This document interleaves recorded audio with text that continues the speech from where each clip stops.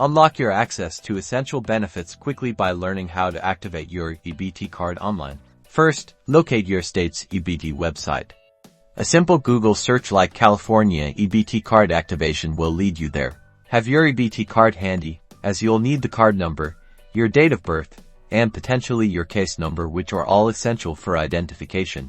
On the website, find the Activate My Card or similar button. You'll then be prompted to enter the required information precisely as it appears on your documents. Next, create a secure, memorable 4-digit PIN. Avoid obvious choices like your birth year or repeating numbers. Once submitted, a confirmation message should appear, indicating your card is successfully activated and ready to use. If you encounter any issues, double-check the information entered or contact your local EBT customer service hotline for assistance. Their number is usually on the state's EBT website. Congratulations! Your EBT card is now activated, giving you access to vital resources for purchasing groceries and supporting your well-being.